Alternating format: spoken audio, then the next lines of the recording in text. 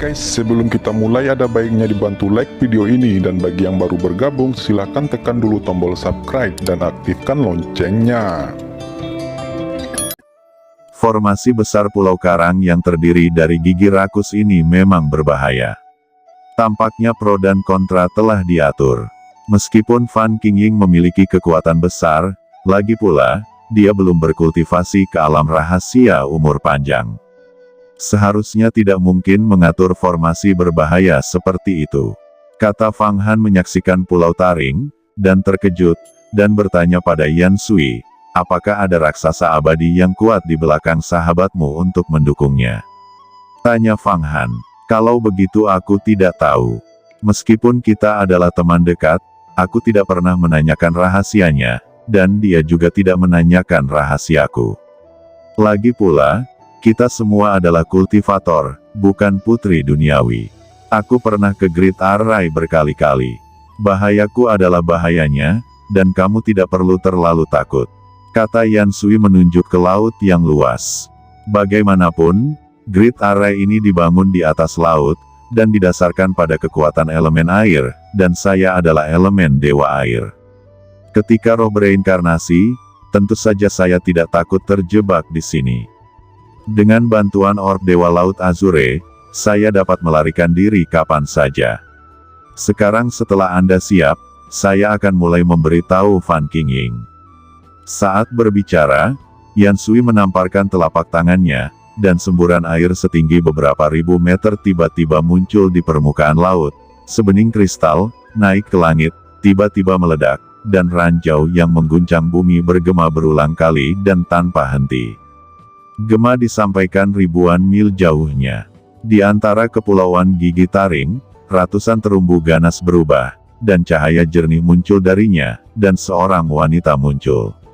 Fang Han melihat di depannya muncul Fan Qingying yang hampir membunuhnya terakhir kali, master nomor 1 dalam daftar kandidat umur panjang, dan pemimpin nomor 1 dari 40 pencuri. Begitu Fan Qingying ini muncul, pikiran Dewa Tirani melesat, karena dia adalah seorang gadis buta dan tidak memiliki mata. Dia menembak dengan pikiran ilahi lebih jelas daripada mata. Melihat seseorang dengan Yan Sui, wanita itu menunjukkan sedikit keterkejutan di wajahnya, dan bertanya dengan pikiran ilahi, Yan Sui, mengapa kamu membawa orang luar kepadaku hari ini? Kata Fan Qingying. Oh, saudari Qingying sedang membicarakan Pangeran Wula ini. Dia adalah pangeran dari bintang Wula di luar wilayah. Dia memiliki basis kultivasi yang tak terduga. Dia adalah sesama penganut Tao yang saya temui dulu. Kali ini, kami bersatu untuk ikuti perintah Dao Surgawi. Membunuh Fang Han, selama kamu mendapatkan nyawa Fang Han, kamu bisa mendapatkan ramuan, alat Tao tingkat menengah, dan 10 miliar pil. Agaknya saudari Qingying juga sangat tertarik dengan ini. Jadi aku membawa pembantu kali ini. Ini Pangeran Ulah. Bersama-sama, kita bertiga pasti bisa membunuh Fang Han, kata Yan Sui memperkenalkan Pangeran Ulah secara alami. Fang Han juga bekerja sama dengan sangat baik. Dengan lambaian telapak tangannya secara acak, pikiran spiritualnya ditransmisikan ke Taoisme. Dengan sebagian kekuatannya, dia memadatkan pohon palem berukuran 3 atau 4 mil di laut, dan dia meraihnya ke bawah. Kemudian banyak sekali air laut yang menguap langsung di bawah tangkapan ini. Kemudian hujan lebat turun di langit. Alam rahasia umur panjang, raksasa abadi. Seluruh tubuh Fan Qingying terguncang, melihat Pangeran Ula, pikiran spiritualnya berlalu. Dia tidak pernah menyangka bahwa Yan Sui akan membawa raksasa abadi ke sini. Dalam hal ini, jika mereka bertiga bergabung, sangat mungkin untuk membunuh Fang Han. Bukan itu masalahnya, tapi aku memiliki jimat ajaib yang disempurnakan oleh seorang penatua di bintang Ulaku. Jimat ajaib itu melekat pada jiwa seorang penatua, yang dapat menampilkan 30% kekuatan alam rahasia umur panjang. Kata Fang Han berkata dengan cepat. Tampaknya Pangeran Wula memiliki status yang sangat tinggi di Wula Star. Tetua Anda benar-benar meninggalkan jiwa dan membuat jimat untuk melindungi Anda, yang menunjukkan kesungguhan mereka. Namun, Kekuatan Fang Han baru-baru ini meningkat tajam dan dia selamat dari bencana. Jika kita ingin membunuhnya, kita harus merencanakan dengan hati-hati. Ayo pergi, Yan Sui, Pangeran Ulah, silakan masuk. Saya juga mengundang beberapa rekan Daois untuk membahas pengejaran Fang Han. Kata Fan Qingying mengulurkan tangannya dan memimpin Yan Sui Yi dan Pangeran Ulah masuk.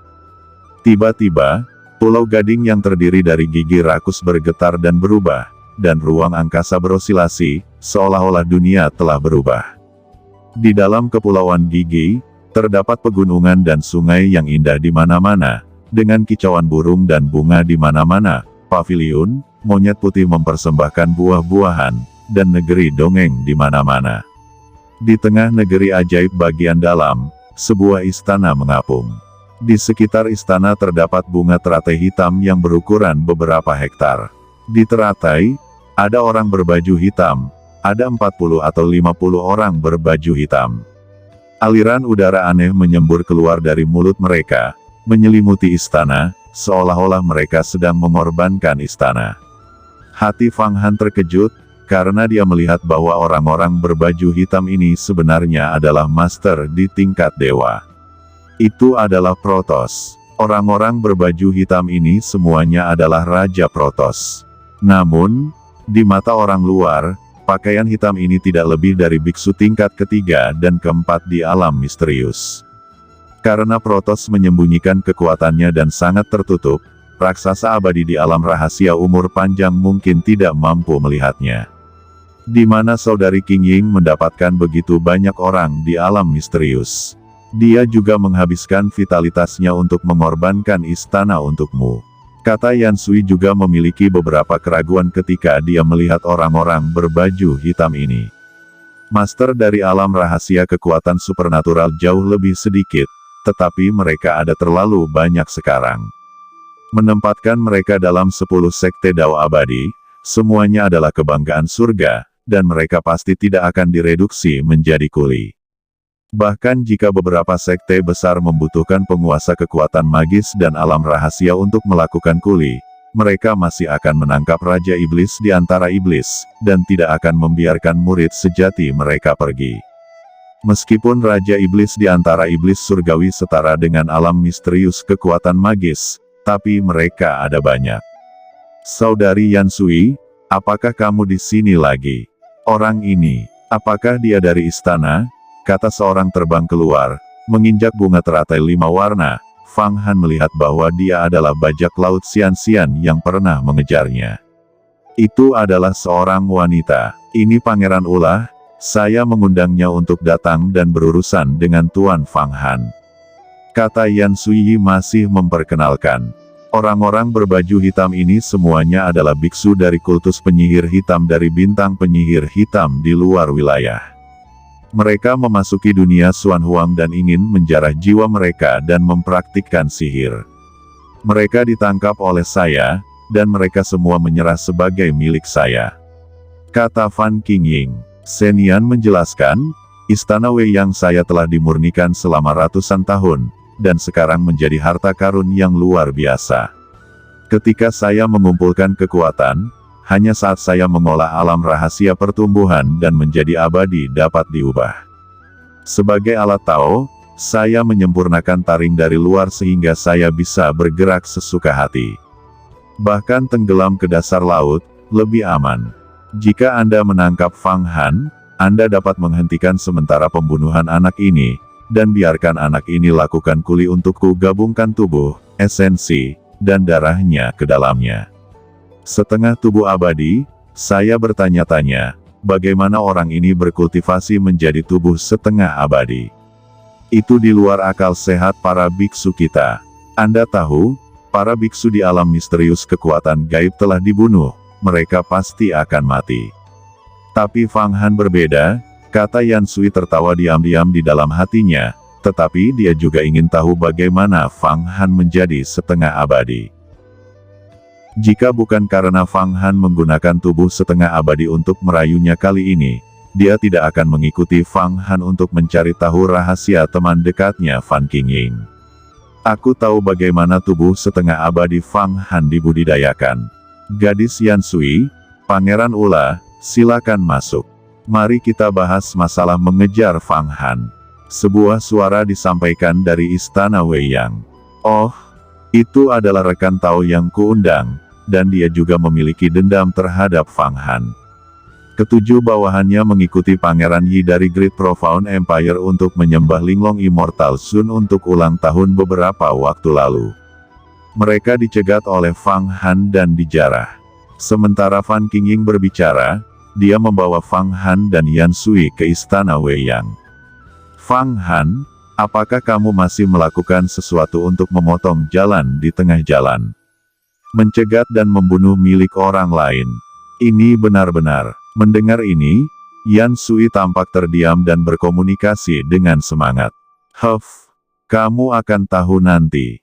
Apa yang aku katakan tentang kamu menjadi abadi adalah semua tentang orang yang berbicara ini.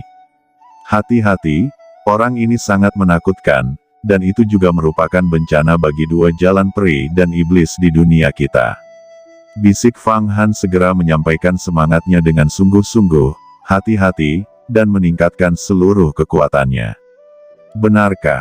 Jangan bohong padaku. Menurutmu apa dua bencana dari peri dan iblis dunia besar Xuan Huang? Jawab Yan Sui tiba-tiba menggigil entah kenapa ketika dia mendengarnya, seolah dia merasakan sesuatu yang salah, dia juga berhenti, kehilangan akal sehat. Begitu dia memasuki istana Weiyang, Fang Han melihat seorang pria berjubah ungu. Dia sangat tinggi, dua kepala lebih tinggi dari orang biasa. Dia merasa menjulang dan tinggi. Pria berjubah ungu ini adalah seorang lelaki tua dengan warna ungu di kepalanya. Antara membuka dan menutup mata, cahaya ungu bersinar, dan seluruh tubuh penuh vitalitas. Ini sebenarnya adalah raksasa abadi. Raksasa abadi, alam rahasia umur panjang. Gumam Yan Sui juga terkejut. Dia tidak menyangka bahwa Fan Qingying telah mengundang raksasa abadi. Tapi untungnya, kekuatan raksasa abadi ini tampaknya merupakan tingkat pertama dari alam rahasia kehidupan abadi. Itu tidak terlalu kuat. Para biksu di luar wilayah yang lebih rendah membenci Tao di surga. Pendeta Tao berjubah ungu itu tersenyum dan berkata, 7 anak buah saya dicegat oleh Fang Han. Semua kekayaan mereka diambil. Awalnya saya tidak tahu, tetapi kemudian saya menggunakan kompas untuk menghitung kebenaran selama 3 hari 3 malam sebelum saya mengetahui kebenaran masalah ini. Jadi kali ini saya datang ke dunia Xuan Huang untuk membunuh Fang Han. Seorang gadis di Yan Sui, saya mendengar bahwa Anda akan menanyakan tentang Fang Han. Setelah bekerja di Liga 6 Dao, membuat 10 juta pil dan membeli rahasia, saya ingin tahu apakah Anda punya berita. Tanya lelaki itu. Aku hanya mendengar satu kabar bahwa Fang Han belum kembali ke gerbang Yuhua. Jawab Yan Sui duduk bersila dan menghadap pria berjubah ungu itu. Ketika aku bertemu untuk pertama kalinya, aku tidak punya apa-apa, jadi aku akan memberimu hadiah kecil. Kata hentian Tao berjubah ungu melambaikan tangannya, dan 2 kartu kristal terbang dan jatuh ke Fang Han dan Yan Sui. Di tangannya, itu sebenarnya adalah kartu kristal berisi 100 juta pil. Terima kasih, senior hentian. Kata Fang Han dengan cepat menerima dan memberi hormat. Tapi dia sangat waspada di dalam hatinya, orang ini adalah 100% Dewa Raja Protos. Tampaknya meskipun dia hanya karakter umur panjang pertama di alam rahasia umur panjang. Tapi biksu ras Protos dan biksu ras manusia itu sangat berbeda. Mereka memiliki segala macam kemampuan aneh. Dan Kaisar Protos ini pasti menyembunyikan kekuatannya. Apa yang harus saya lakukan? Gumam Fang Han.